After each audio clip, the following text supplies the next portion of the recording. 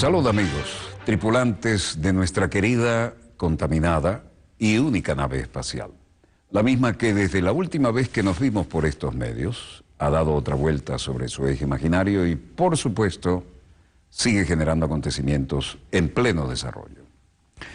Entre ellos, la noticia que hoy recorre las salas de redacción de la información internacional en todo el mundo, es lo que insinuábamos anoche al cierre de nuestro dossier, que probablemente estábamos asistiendo a las últimas horas de Shimon Peres. Y el estadista de 93 años, que además fue uno de los fundadores del Estado de Israel, moría prácticamente cuando estábamos saliendo del aire y la noticia se confirmaba 1 hora y media después de nuestra salida del aire. De manera que hoy el raconto es obligatorio y abriremos nuestro dossier con los acontecimientos que están en pleno desarrollo en Israel y las diferentes lecturas que hay de este hombre que fue uno de los fundadores del moderno Estado, pero que además tienen varias responsabilidades según la lectura que se le dé en su papel en la historia. Los acontecimientos en pleno desarrollo, por supuesto, como es de estilo, reunión solemne e inmediata de gabinete. Primer ministro llama a un momento de recogimiento, ya hay crespones negros en la foto oficial.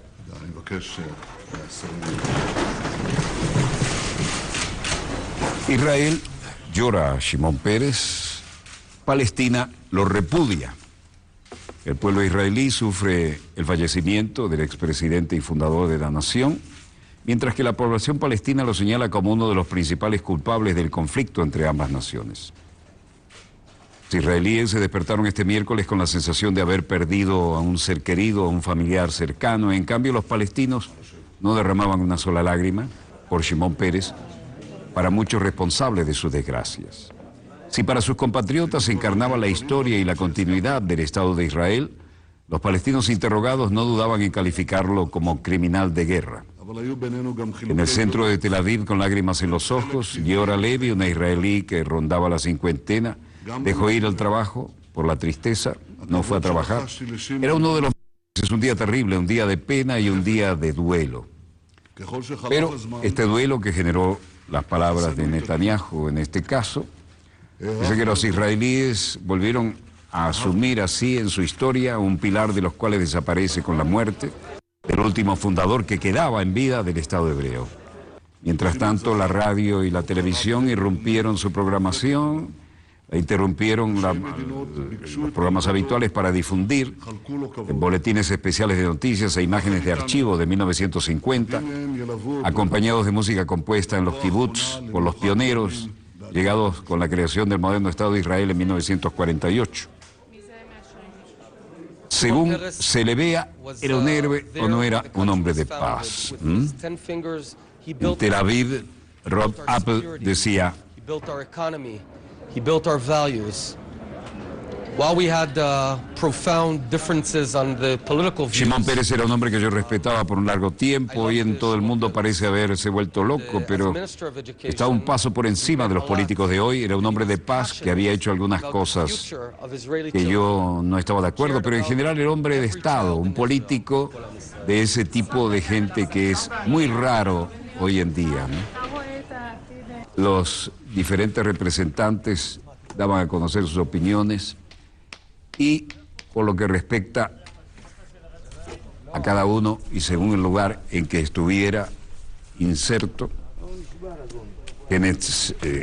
Jolie Edelstein, como miembro de la Knesset, había dicho que esto, hoy la familia israelí le dice adiós no solo a su querido presidente, sino un miembro de la familia. Estamos diciendo adiós a la cabeza de nuestra familia. En la Knesset, en el Parlamento israelí, no estamos de luto por solo el 9º presidente de este país, no solo por el ex primer ministro. Estamos de luto por un miembro de la Knesset que sirvió en esta casa por el número increíble de 48 años. Y dudo que alguien alguna vez pueda romper este registro.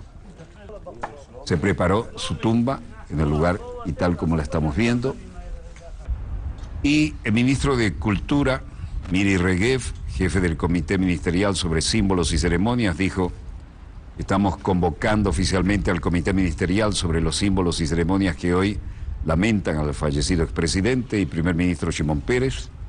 Nos están preparando para un funeral muy grande y complejo que coordinará muchos elementos. Today, the Israeli family is saying goodbye not just to their beloved president, not just to a family member.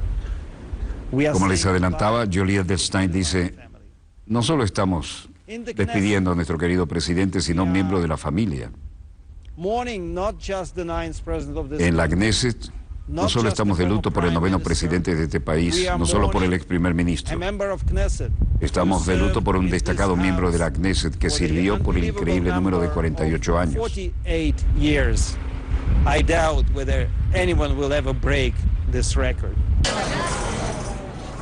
Las banderas a media asta y el ministro de Cultura, Miri Regev, jefe del Comité Ministerial sobre Símbolos y Ceremonias, que ordenó poner a media asta todas las banderas nacionales, decía: estamos convocando oficialmente al Comité Ministerial sobre los símbolos y ceremonias que hoy lamenta el fallecimiento del expresidente y el primer ministro Shimon Peres. Nos estamos preparando para un funeral muy grande y complejo en el que habrá que coordinar muchos elementos.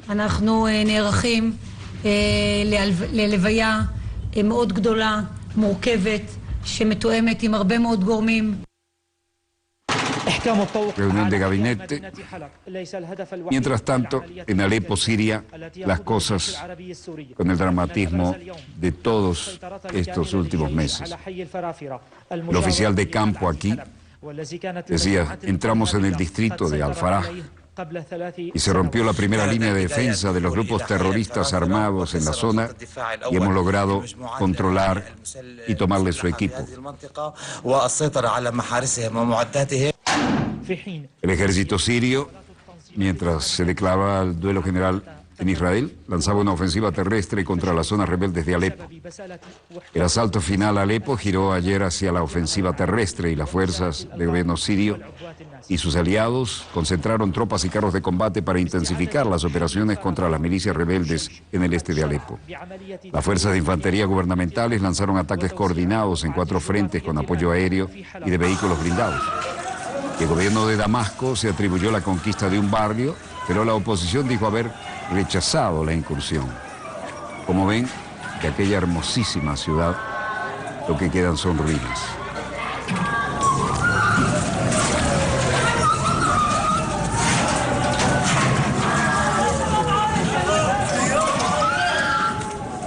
El Observatorio Sirio para los Derechos Humanos informó que las tropas gubernamentales habían avanzado en dirección al distrito de Shebeika, al norte del recinto histórico de la ciudadela. Un portavoz militar sirio aseguró en la televisión estatal que sus fuerzas habían tomado todo el barrio. Jefes de las milicias insurgentes, sin embargo, dijeron en la agencia Reuters que el avance del gobierno no llegó a consolidarse. Pero después de que la aviación del gobierno apoyada por la Fuerza Aérea Rusa y la artillería allanaran el camino desde el pasado viernes, las unidades de tierra del gobierno de Bashar al-Assad lanzaron operaciones coordinadas. Una de ellas tuvo como escenario el estratégico campo de refugiados palestinos de Andarat, al norte, que ya había sido ocupado durante unas horas por el gobierno el pasado domingo.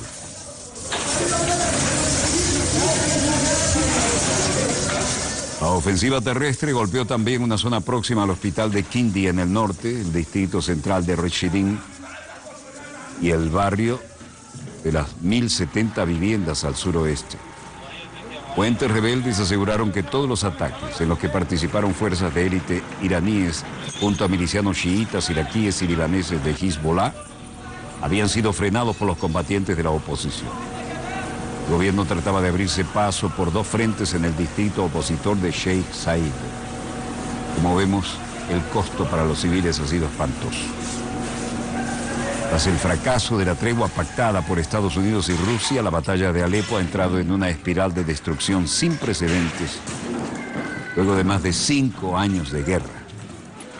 Las imágenes que llegan desde la dividida ciudad muestran un paisaje de calles arrasadas, como estamos viendo, que algunos analistas identifican como de Grozny, recordando la capital de Chechenia bombardeada en 2000 por el ejército ruso.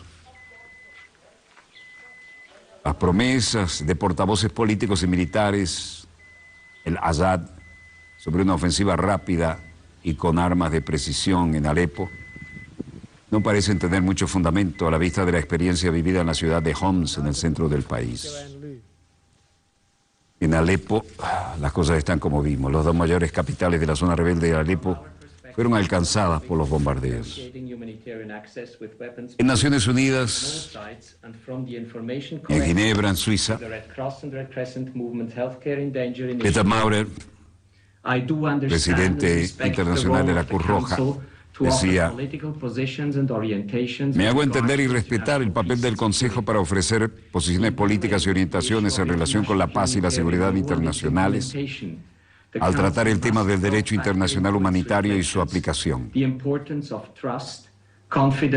El Consejo debe ser un factor, a pesar de sus reflexiones. La importancia es la confianza y el consenso entre beligerantes es lo mejor que se puede promover a través de intermediarios mutuos, imparciales e independientes, capaces de mantener la confianza de las partes en el conflicto, como dijo en los convenios de Ginebra.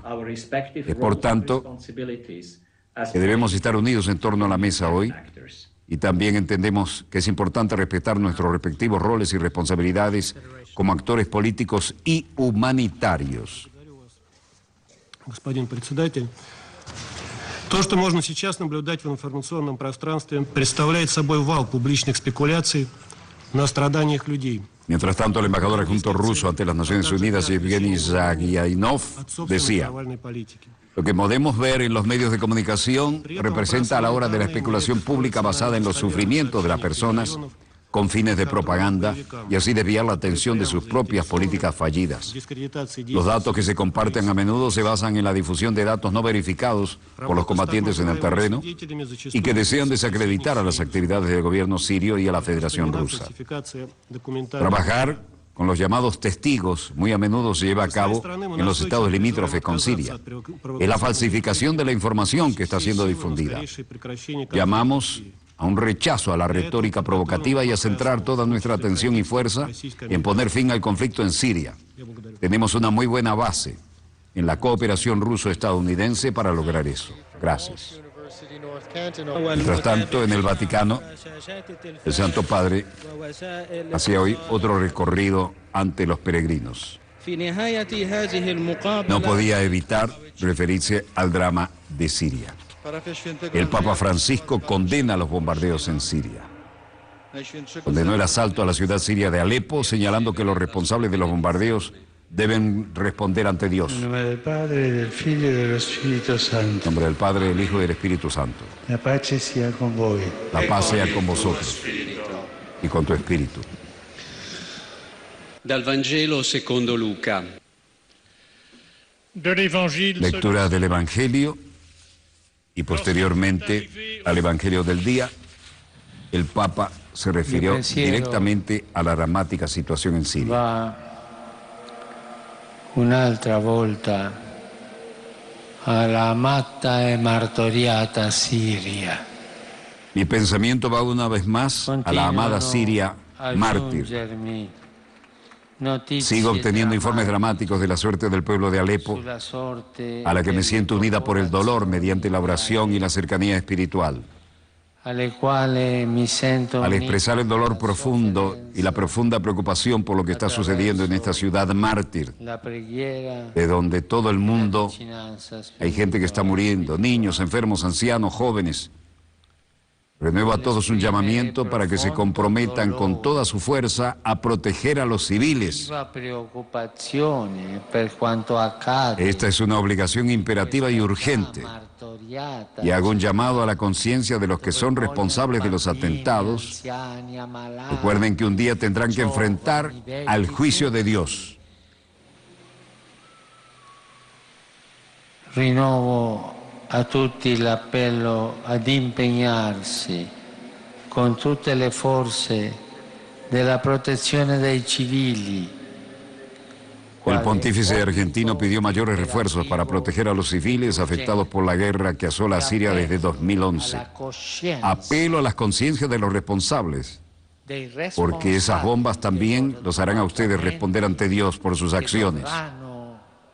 Los ataques aéreos causaron serios daños en los hospitales, incluso al este de Alepo. El feudo de los rebeldes sirios en la ciudad que provocaron la muerte de enfermos graves.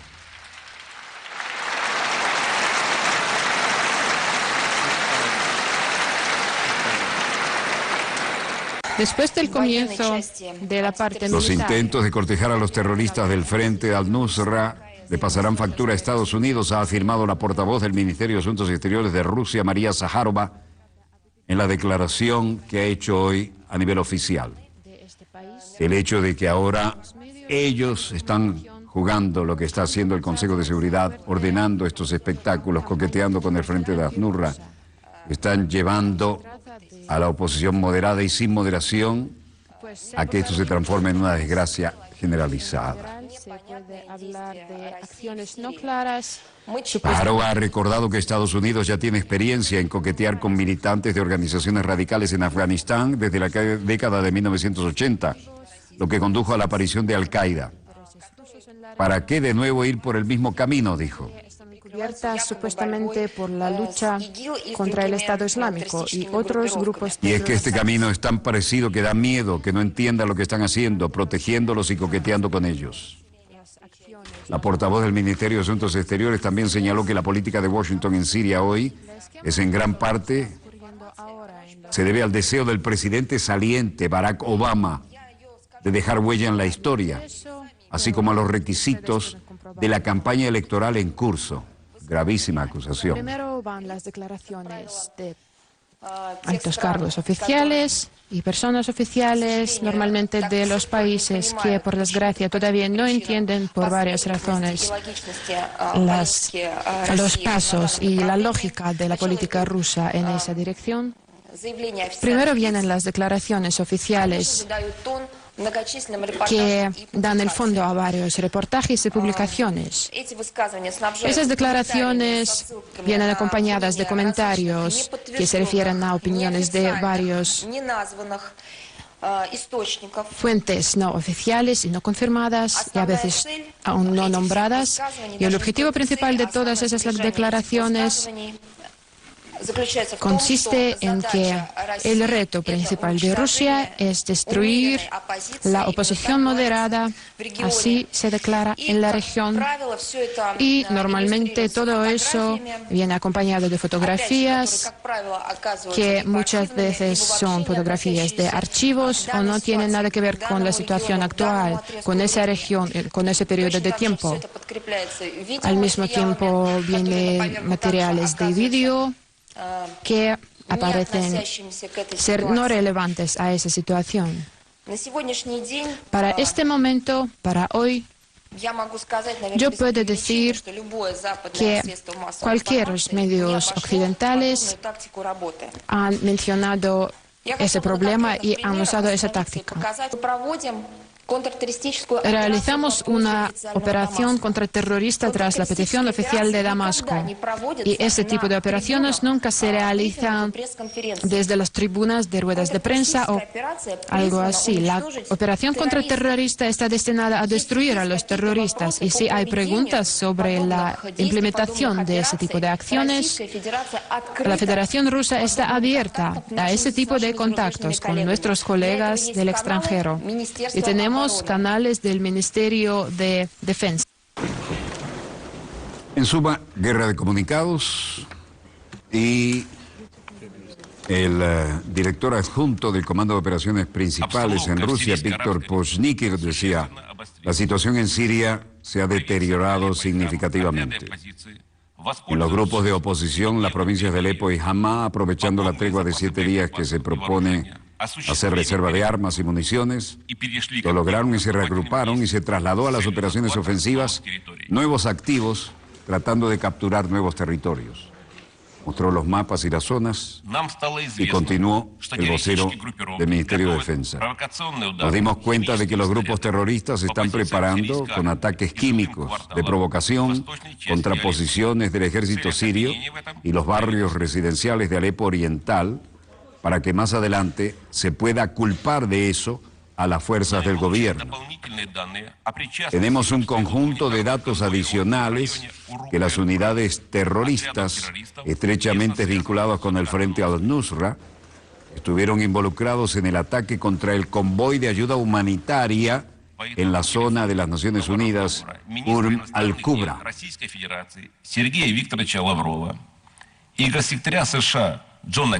Y luego dijo, a raíz de los resultados de la llamada telefónica entre el canciller ruso Sergei Lavrov y la secretaria de Estado estadounidense, secretario John Kerry, el ministro de Asuntos Exteriores de Rusia y el Ministerio de Defensa de Rusia, por instrucciones del presidente de la Federación de Rusia, están listos a la continuación del trabajo conjunto con nuestros socios estadounidenses para tratar de lograr una solución al problema sirio.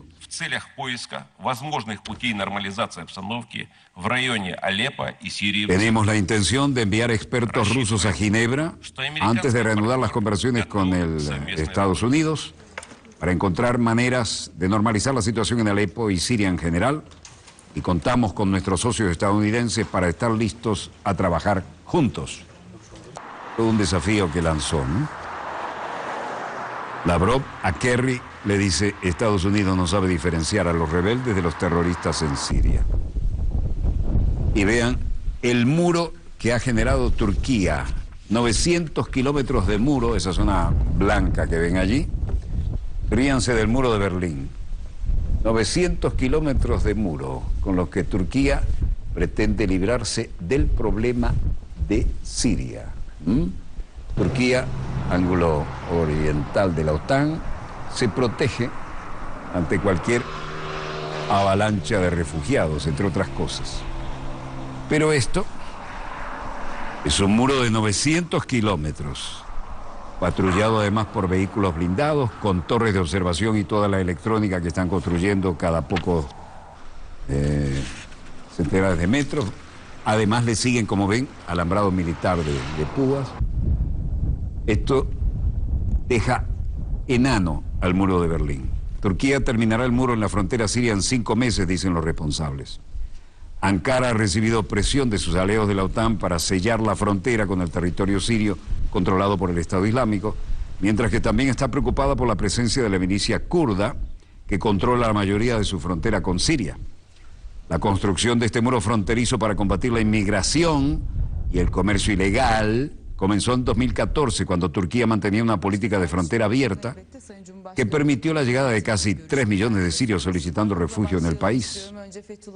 En Ankara, el ministro turco de Justicia, Bekir Bozdağ, era entrevistado y decía: el diálogo entre el ministerio y el Ministerio de Estados Unidos continúa ahora a nivel de expertos. Ellos dijeron que anunciarán su última evaluación sobre nuestra solicitud de detención provisional del clérigo Gülen, y esto se sabrá dentro de un par de días. Y a otra pregunta dijo: ha habido muchas custodias, muchas detenciones, y el control judicial ha sido intenso tras el intento de golpe en 2016. Hay algunas versiones, hasta ahora no ha habido investigaciones. Con 70.000 personas, alrededor de 32.000 personas estarían detenidas. Mientras tanto, Estados Unidos informará a Turquía sobre si extradita a Gülen en los próximos días. El ministro de Justicia turco, Bekir Bozdağ, ha declarado que Estados Unidos le ha prometido que responderá en los próximos días a la demanda de extradición de su gobierno contra el clérigo islamista Fethullah Gülen. En Bruselas, el comisionado europeo para la inmigración, Dimitris Avramopoulos, daba una rueda de prensa. Hello, we can now continue with these. I can confirm that the current controls remain within the conditions Puedo confirmar que los controles actuales se mantienen dentro de las condiciones establecidas por las normas de Schengen. Por lo tanto, la Comisión no ve la necesidad de proponer modificaciones en esta etapa. Sin embargo, nuestro objetivo sigue siendo levantar todos los controles en las fronteras interiores y volver a un funcionamiento normal del espacio Schengen tan pronto como sea posible. Como ustedes recordarán, el espacio Schengen es aquel que permitía a todos los europeos moverse libremente dentro del ámbito de ese continente, de acuerdo al espacio Schengen. Pero ahora con los refugiados la cosa es diferente. El informe de hoy, me dijo en un principio, no prejuzga la decisión que ha adoptado el Consejo a la propuesta de la Comisión de prolongar o no el control de las fronteras internas temporales después del 12 de noviembre de este año.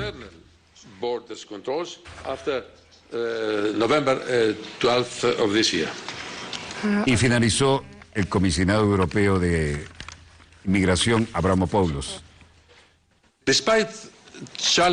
A pesar de las difíciles y desafiantes circunstancias de este verano, la declaración de la Unión Europea y Turquía ha seguido trabajando y los resultados siguen siendo nuestra prioridad número uno. Desde marzo el número de llegadas a Grecia, como lo dije en un principio, ha disminuido drásticamente. La Unión Europea, en suma, quiere hacer más en la gestión de la crisis migratoria pese a los avances que se han logrado. Y en este sentido, muchos esperan resultados más importantes. Mientras tanto, en Kiev, en Ucrania, se sigue investigando aquello del derribo del MH17 y el presidente ucraniano Petro Poroshenko dice: por lo tanto, existe una evidencia firme, completa, de quién cometió este terrible crimen y lleva toda la responsabilidad de este ataque terrorista. Se refiere al avión derribado, el MH17. De acuerdo con mi instrucción, el Ministerio de Asuntos Exteriores y el Ministerio de Justicia continúan su trabajo persistentemente y decidimos que la investigación de este caso se llevará a cabo por los países afectados por esta tragedia con la aplicación de la legislación nacional. Por eso instruyo a Poroshenko, dice Poroshenko, al ministro de Asuntos Exteriores y al Servicio de Seguridad de Ucrania, enfatizar el tema de la seguridad, escuchar al Ministerio de Defensa, al Ministerio de Justicia, continuar la coordinación de las acciones, de modo que el Grupo de Investigación Internacional pueda proveer al mundo con los resultados finales de la investigación y tengamos los resultados que esperamos tan pronto como sea posible. Mientras tanto, Rusia descalifica el informe y niega toda implicación rusa en el derribo del avión de Malasia, el Boeing 377, del vuelo MH17. Y esto no termina. Ese drama sigue siendo objeto de especulaciones y no hay todavía algo que deje mínimamente satisfecho a todos los que están involucrados en esto. Y Rusia niega tajantemente que haya sido un misil de sus fuerzas y que haya derribado ese avión de pasajeros de Malasia. Bueno, no veo en los monitores de satélite algo que mejore la pauta que tenemos. Lo de Israel ya se lo hemos informado. Y por lo que respecta a Estados Unidos, bueno, Trump en campaña en Wisconsin, más de lo mismo. Breve corte y volvemos con más acontecimientos en pleno desarrollo. No se muevan, ya volvemos.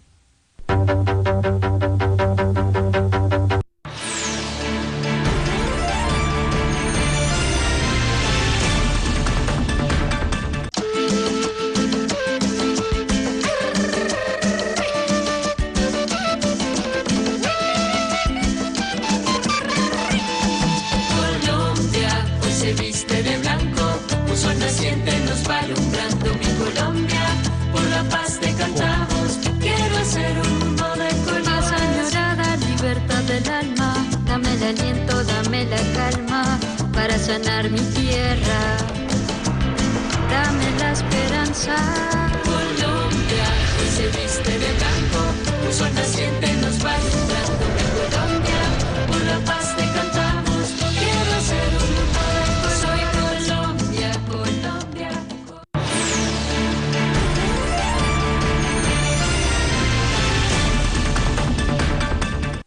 Volvemos con más acontecimientos en pleno desarrollo y hay una interesante confirmación de lo que hemos dicho en varios programas atrás, de la muy fluida situación en el lejano oriente, ¿no?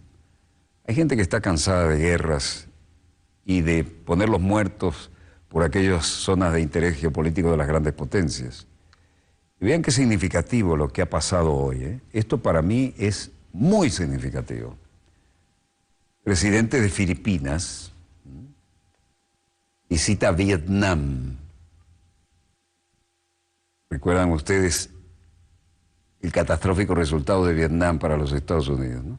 Y ahora Filipinas dice que no va a seguir involucrados en las maniobras con Estados Unidos, que el último ejercicio fue suficiente y que ahora el mensaje implícito es ya no le haremos mucho más caso a Washington y aquí en la zona tenemos cómo entendernos. Y el presidente de Filipinas va a visitar a Vietnam. Si esto no tiene un profundo significado, no sé qué otra cosa puede tenerlo, pero el mensaje es contundente para Washington y para el Pentágono. Varias lecturas, pero por supuesto fue recibido con todos los honores y esto se presta mucho para interpretaciones y análisis.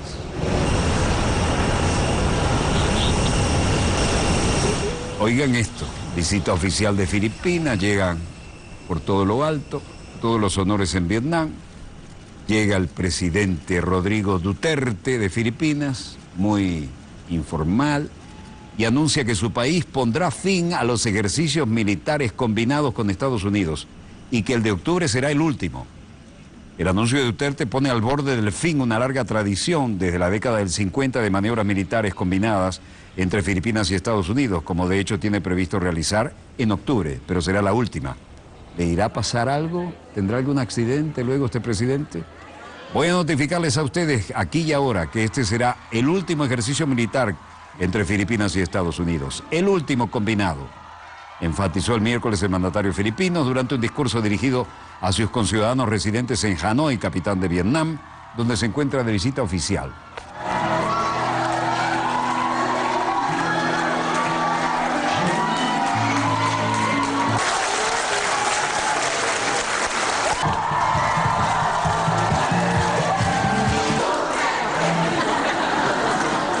¿Cómo se ve? La noticia le cayó muy bien a los castigados pueblos de esa zona.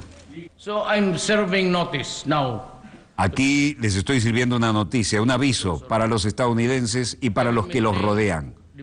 Voy a mantener la alianza militar porque no es el pacto con Estados Unidos que nuestros países firmaron a principios de los años 50. Pero voy a establecer nuevas alianzas para el comercio y para el progreso. Y esto está prevista con la celebración de los Juegos de Guerra de nuevo, las maniobras, que serán las últimas. Que China no quiere y me ha notificado desde ahora que este será el último ejercicio militar conjunto, Filipinas-Estados Unidos. El último. Bueno, conjuntas son las propias fuerzas, ¿no? Este es combinado. No voy a unirme a las patrullas navales en el mar de China, con los barcos de guerra, y donde el blanco es la Guardia Costera. Los buques de guerra, a los que llamamos barcos grises, nunca habrá una ocasión ahora para enviar más barcos grises allí. No porque tengo miedo, no porque Filipinas tenga miedo.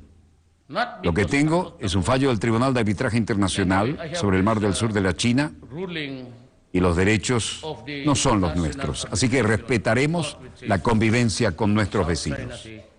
Bueno, esto debe haber caído muy mal en el Pentágono y en Washington, ¿no? Our conflict with China is not really, it's more of an imaginary thing. Nuestro conflicto con China no es en realidad esto, se trata de una cosa imaginaria.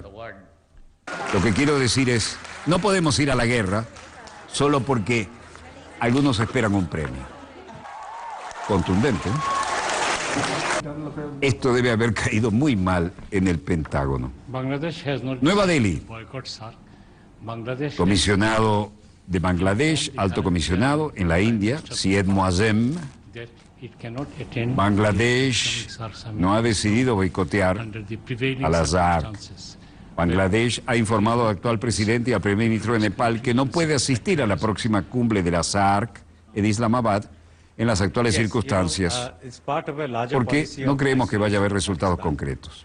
El secretario de Exterior de la India, Lalit Manzin, dice: es parte de una política más amplia de aislamiento de Pakistán. India ha hecho que a nivel internacional se promueva plantear la cuestión de Pakistán y sus vínculos con el terrorismo en las Naciones Unidas, en el G20 y en la cumbre de los BRICS. Part of this comprehensive response on which the government of India under Prime Minister Modi is deliberating. Y luego el legislador sobre el fallo de la India del partido Janata, Alin Holly, dice: la retirada de la SAARC, esta organización regional, que no vamos a ser capaces de participar, nuestro primer ministro no será capaz de ir a Islamabad, es claramente parte de esta respuesta global en la que el gobierno de la India, bajo el primer ministro Modi, está deliberando. Y luego, esta zona fronteriza que ha dado tanto que hablar, ¿no? El líder de la oposición de la India del Congreso del partido, Shashi Tharoor, dice: en esta muy fluida y tensa frontera, ¿no?, Bangladesh, Afganistán y Bután deben unirse a la India en la retirada de la cumbre del SAARC. Las condiciones no son las propicias. Y en Beijing, Xi pide reformas en la gobernanza global.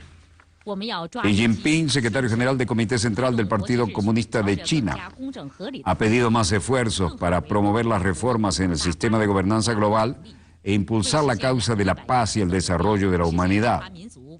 Xi hizo estos comentarios martes en un estudio en grupo al que asistieron los miembros del Buró Político del Comité Central del Partido Comunista de China.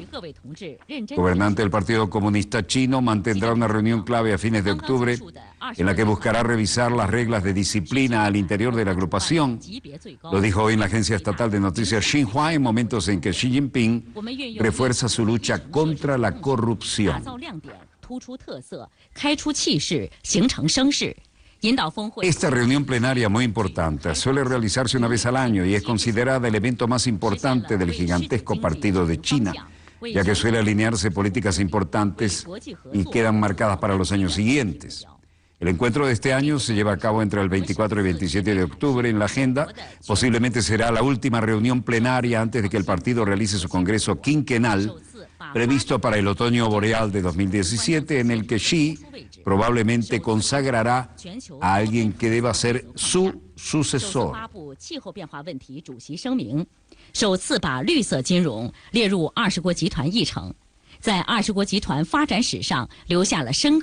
En suma, Xi Jinping, secretario general del Comité Central del Partido Comunista de China, ha pedido más esfuerzos, verdaderos esfuerzos, para promover las reformas para una nueva China, reformas en el sistema global de gobernanza y para impulsar la paz. En la isla de Terceira, Portugal, importante visita.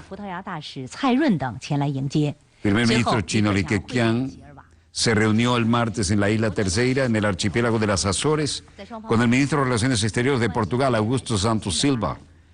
Li llegó el lunes a Terceira tras una visita oficial a Cuba. Recordarán que eso está ligado dramáticamente, lo de las Azores, ¿no? Allá tuvimos accidentes de aviación graves que todavía tienen interpretaciones dudosas. Confiamos en lo que hicieron nuestras tripulaciones. El primer ministro chino destacó las buenas relaciones que mantienen China y Portugal y transmitió su deseo de impulsar la cooperación entre ambas naciones, tanto en Portugal como en terceros mercados, como Latinoamérica. Li y Santos Silva conversaron además sobre energía, inversiones, infraestructura, logística y exportaciones.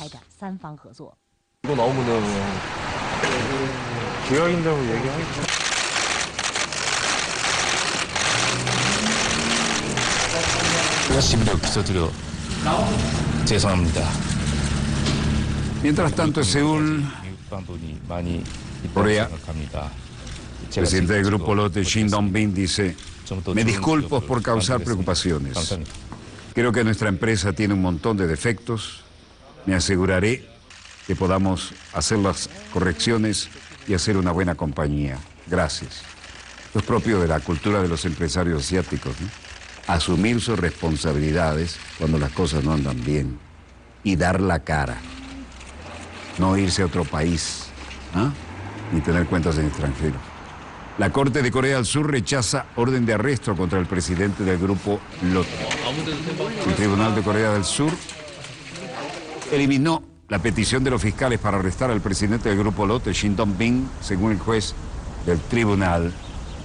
Y aquí estamos en Berlín. Lo que veíamos al fondo era la típica super torre de televisión de la época del Berlín dividido y de la Guerra Fría, ¿no? El presidente francés François Hollande habla del Brexit y de que deben ser bien definidas las condiciones con las que se va a actuar a continuación de esto. Merkel, Hollande y Juncker apuestan por digitalizar la Unión Europea frente al Brexit. La digitalización como motor económico de una Unión Europea renovada sin el Reino Unido. Cierran fuerzas, tapan el hueco y siguen adelante. Dice François Hollande. Avec le Royaume-Uni, nous attendons que le gouvernement britannique saisisse l'Union européenne. Con el Reino Unido, ahora estamos esperando que el gobierno británico pueda convertir a la Unión Europea e invocar el artículo 50, pero nos aseguraremos que el Reino Unido, de que queremos trabajar con ellos como nuestros amigos, pero de acuerdo a criterios muy bien definidos. Si hay alguna ambigüedad acerca de lo que queremos hacer juntos, lo que no sería nada bueno para la economía británica o la Unión Europea, no la aceptaremos. Es así como nos acercaremos a los asuntos de esta noche. Angela Merkel, la canciller alemana. Heute aus aktuellem Anlass darüber hinaus noch natürlich über die Situation A la luz de los acontecimientos actuales, vamos a hablar también de la situación de la Unión Europea en su conjunto después del referéndum en Gran Bretaña. Vamos a dejar claro que después de la reunión en Bratislava, estamos decididos como los 27 Estados miembros a continuar el desarrollo económico en beneficio de las personas de nuestros países y en beneficio de sus puestos de trabajo. Para ello contamos con un ambicioso plan y una agenda de trabajo muy ambiciosa. Merkel, Hollande y Juncker apuestan por digitalizar la Unión Europea frente al Brexit y lanzan un nuevo desafío. El encuentro transcurrirá a puerta cerrada y es muy relevante dado que las empresas que se sientan a la mesa, entre ellas Siemens, Vodafone, BASF, Iberdrola e Inditex, cubren casi todos los sectores industriales y tecnológicos. Suman unos ingresos de 2.125 millones de euros, emplean a 6.800.000 trabajadores y sus inversiones en investigación y desarrollo superan los 55.000 millones de euros anuales. Todo esto dice, si los ingleses se van, allá ellos.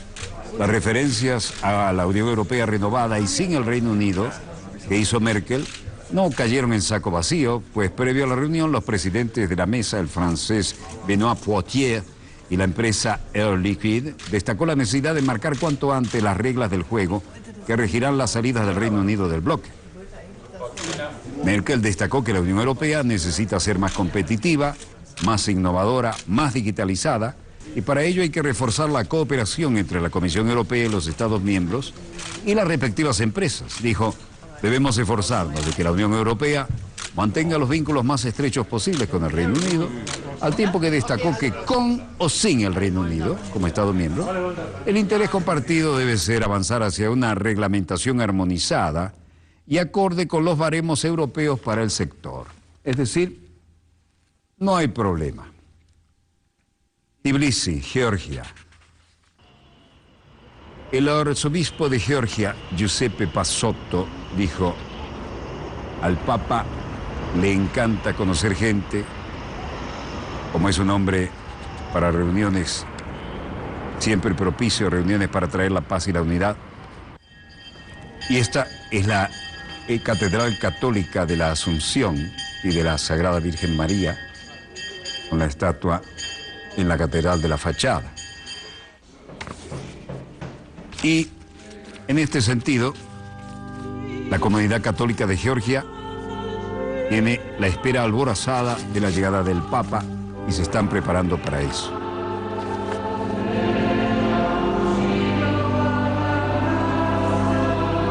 La pequeña comunidad católica de Georgia espera alborzar la visita del Papa Francisco y el arzobispo de Georgia, Giuseppe Passotto, dice: al Papa le encanta conocer gente con este tipo de reuniones de paz y de unidad, por lo tanto, esos serán los regalos, paz y unidad. Por su parte, también declaraba el asesor del presidente de Georgia, Tengiz Bradladze, y se refería a la visita del Papa como un acontecimiento muy significativo, que pone además de importancia, de relieve la importancia de Georgia, porque este es el país cristiano más antiguo y numerosos santuarios que tenemos aquí son muy valiosos, tanto para católicos como para ortodoxos. Y la cultura de este país es el producto de la sinergia de diferentes religiones, diferentes culturas, diferentes civilizaciones.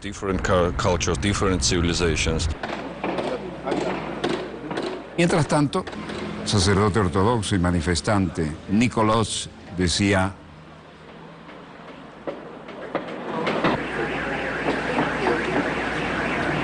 en un tono menos optimista al parecer, ¿no? Por lo que yo sé, el Papa tiene previsto celebrar una misa en el estadio. Me gustaría hacer frente a todos los creyentes ortodoxos y decirles que los que asisten a ella van a entregar sus propias creencias. Parece que acá hay un problema de competencia, ¿no? Y un residente de Tbilisi, Murtaz Meparashvili, dice: la visita del Papa a cualquier país en realidad es algo muy importante. Y por supuesto, una visita papal es muy importante. Georgia es un país pequeño, él es una figura muy importante y esto me parece muy positivo.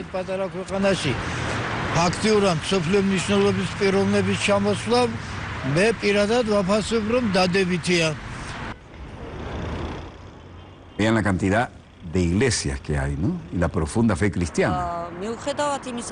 La residenta Irina Mirodadze dice: los georgianos somos una antigua nación ortodoxa que recibiremos al Papa como un representante de cualquier otra religión y como invitado. Lo haremos con respeto.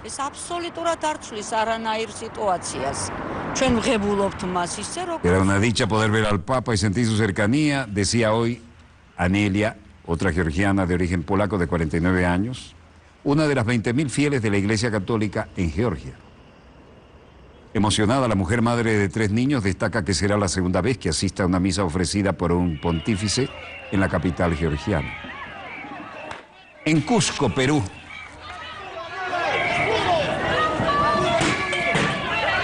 Maestros que protestan enfrentan a la policía cerca del aeropuerto del Cusco. Docentes afiliados a SUTEP y policías se enfrentaron en las exteriores del aeropuerto de Cusco en los mediodías del miércoles. El enfrentamiento se dio durante el segundo día de paro de 72 horas acatados por el sindicato de los maestros en la región de Cusco. Los docentes intentaron llegar a las instalaciones del Aeropuerto Internacional Teniente Alejandro Velasco Astete de la ciudad imperial a partir de las 11 de la mañana. Sin embargo, un cordón policial impidió el paso de miles de maestros que estaban en el óvalo de los Libertadores, a pocos metros del aeropuerto. Y después de varios minutos de tensión, la policía hizo uso de bombas lacrimógenas para dispersar a los profesores en su intento de restablecer el tránsito.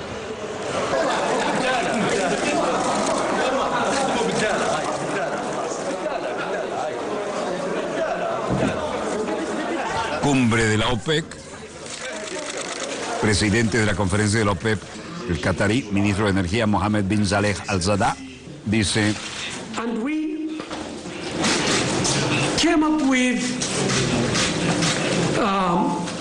que nos ocurrió un camino a seguir, que es considerar la orientación de 32,5 a 33 millones de barriles por día, cambiando de destino.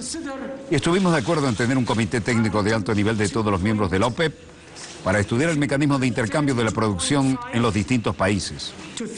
Nivel desde ahora hasta el 30 de noviembre, cuando se presentará la próxima reunión de la OPEP en Viena.